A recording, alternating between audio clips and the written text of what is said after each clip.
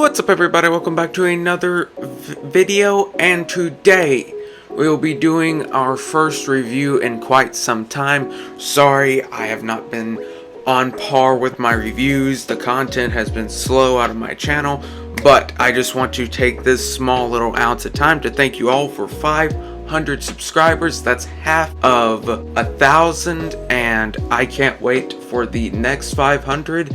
But I do hope 2024 will be a spectacular year for the channel, because I do plan to do some stuff. There will be a best figure of 2023 video going up, so can't wait for that.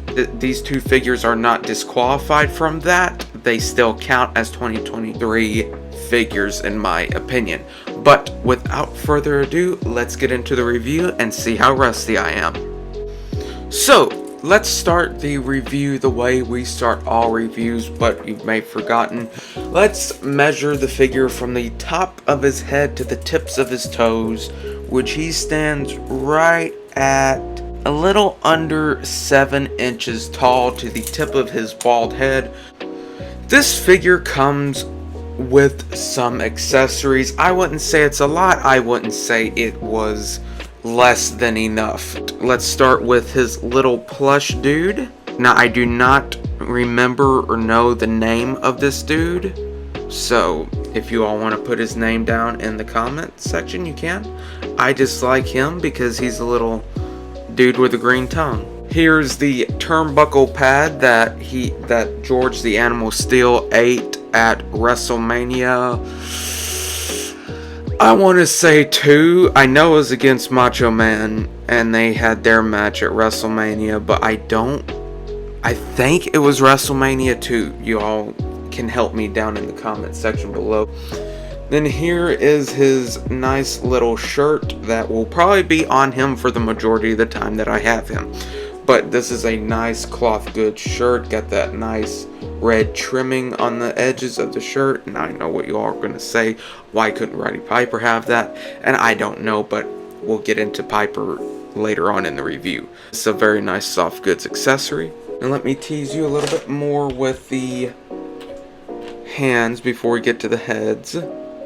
Here's the mic holding hands, which is just regular old mic holding hands.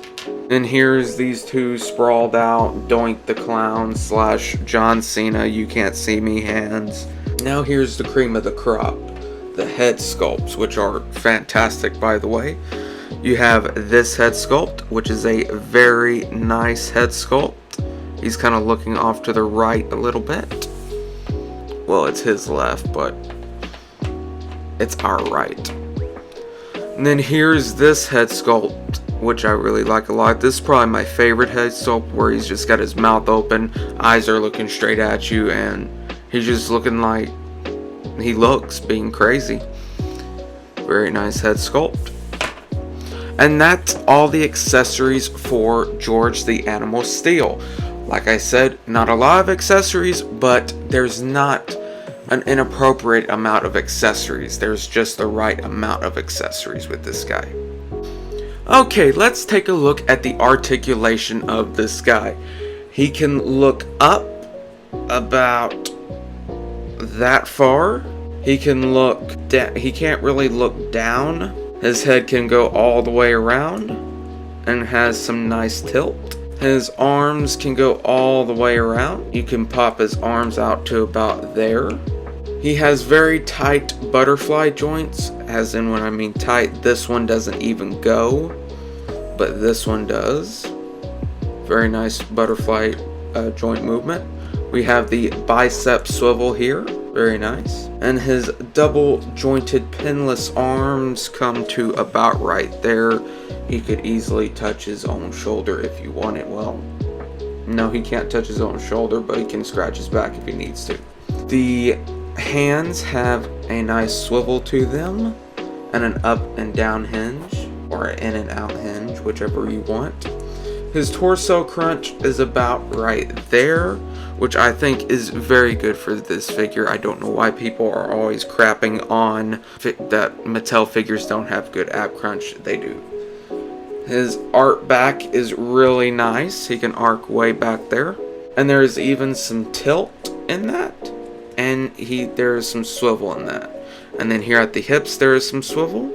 And here at the legs, they naturally come up to about right there. But you can pop that joint down to get up there. Which I really, sorry if I'm touching the mic a lot. Which I really, really love that drop down hip, because it's just easy to pop up and it's easy to pop out.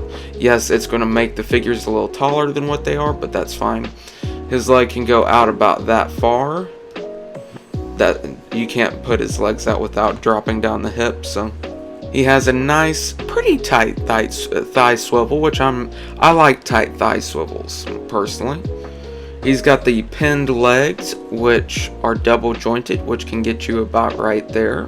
And he does have some nice tight boot swivel up and down with the hinge on the feet, which is tight as all get out. But that's nothing unusual with Mattel figures boots. And then here, as you can see, there's a toe joint that can go up about that far, and it can go down that far. I don't know why you would want it to go down. That is the articulation of George the Animal Steele. Pretty solid articulation for this figure. Now let's get into the design portion of the review, and as you can see, they knocked it out of the ballpark with this head sculpt. They got all the right lines. They didn't try to smooth his face like they do with some wrestlers who do not need it, but they did a wonderful job adding the lines to the face.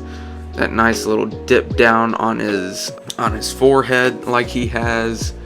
Very nice head sculpt. Got the wrinklage on the back of the head. Very nice. And then on the arms, you can see all the hair on the arms that is on the back of the back. There's the back of the back. Very nice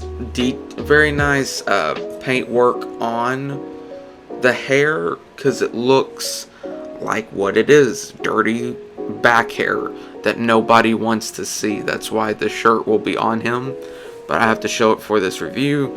You can see that they do have the hair on the butterfly joints, which I do think is important.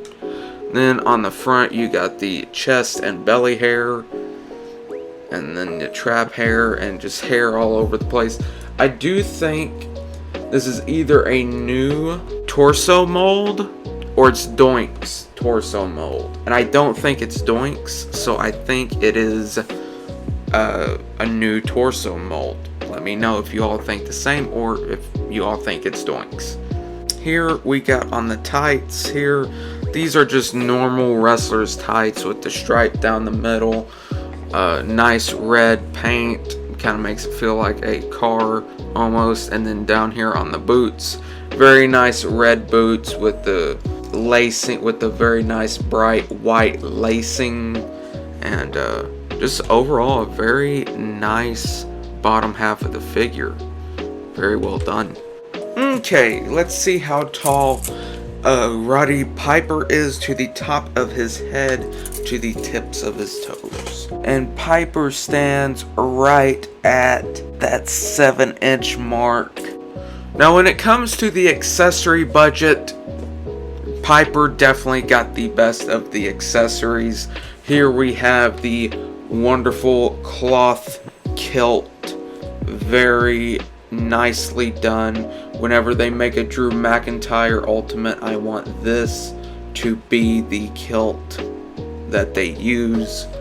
A nice cloth kilt instead of those rubber horrible kilts that are hard to clasp. And I do want to show you all something about the belt. The belt does unbuckle. So there's a nice paint app on the end for the silver. This belt does unbuckle. Do not try to slide it down the figure like I did, because I thought this was a just one piece mold thing, and I'm very fortunate that I did not stretch this bad. I may have stretched it a little bit, but it's fine. The Hot Rod shirt. I love this shirt very much. Got that very classic Piper feel to it, and I really like it. Okay, so let's take a look at Piper's microphone. This is just your basic old school microphone that you get with these figures. Well, some of these figures don't come with them. And we'll put the head sculpts aside and look at the hands.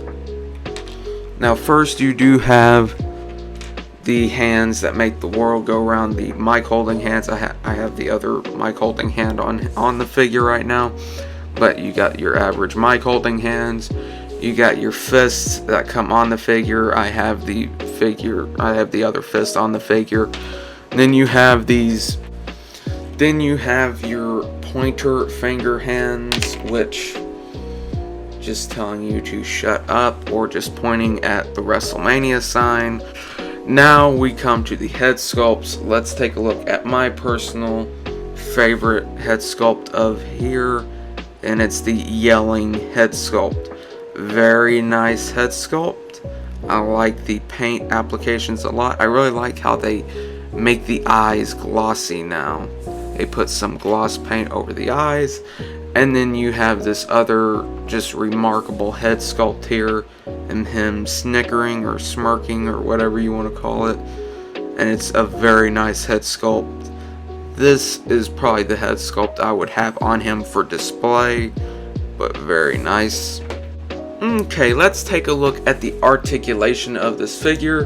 The head sculpt looks up slightly. He can look down pretty good. He's got some nice tilt movement. You can move his head all the way around. Arms go all the way around. Arms come out that far. The butterfly joints are actually nice and snug, but neither of them are stuck. They both work very fine. Bicep swivel. Then the double jointed arms, which go to about there. Then the hand with a in and out hinge, and then swivels all the way around. Very nice. The crunch of the figure is that much. Again, I don't think that's bad at all for a wrestling figure.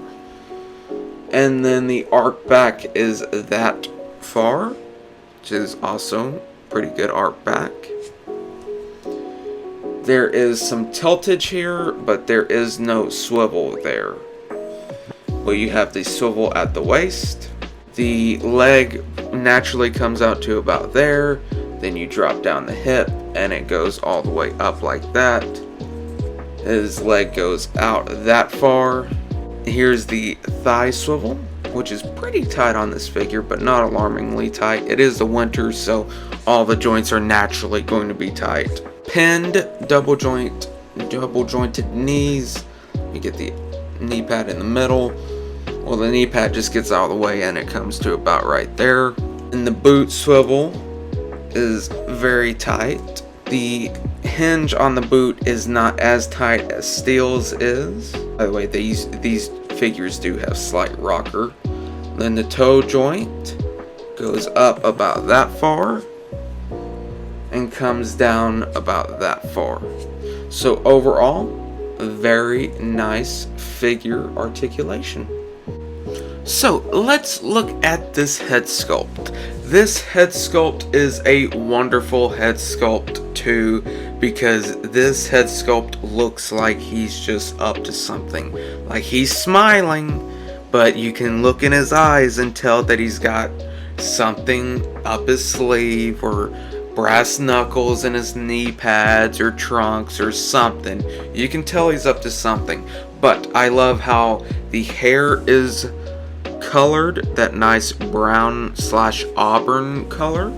I think that fits Piper very well. And then I really like the subtle paint app on the lip right there, or I guess that'd be the True Effects, aka photo reel. But very nicely done eyes, because that is what tells the story of this figure. I believe this torso is just what we've been seeing so far, like with, I believe Shawn Michaels has used this torso, Jeff Hardy has used this torso, which that Jeff Hardy gets a lot of crap that it should not get. It's a really good Ultimate Edition, and that's one of the things I do plan to do next year, is rank all the Ultimate Editions that I have, which I have quite a few, but I think this torso mold fits Piper. If I was to do anything, I really wouldn't change anything. Like, this is pretty much how Piper looked. Like, maybe not this defined right here. Then you have the good old blue trunks and blue knee pads. That's all Piper needed, was just that basic blue trunks and blue knee pads that made the world go round back in the day. Jim Duggan wore the same thing, and I do hope we get a Jim Duggan in this series if that's possible, which I don't know. Now here we come to my favorite thing of this figure. This is one of my favorite things about this figure. I love this metallic maroon Alabama red on these boots. They look great. They're a little bit brighter in person than what you're seeing on camera, but I love how the white bounces off of the color, the white of the heels. And then you have the RP on the side of the boots, which, if you are a pro wrestling fan, that's one of the ways you can tell if somebody's old school or not, by putting their initials on their boots. And then up here you can see the sock coming out the top, which is another old school thing. They would always have their big wool socks coming out the top of their boot, just to give it that extra look, I guess. So overall, do I think it is worth your money to get these figures? Honestly, yes. Are one of these figures figure of the year? You're going to have to find out when I make my top 10 figures of the year video. You're going to have to wait till I make that video and find out. But anyway, I hope you all have had a wonderful day, and I hope you all have enjoyed this video, and if you have, then please hit that like button down below. It would help me tremendously. And if you all enjoy all of my videos that I do, please hit that subscribe button. Also, hit the notification bell if you want to get notified by every one of my videos gets posted. So, I hope you all have a wonderful day, and I will see you all in the next review.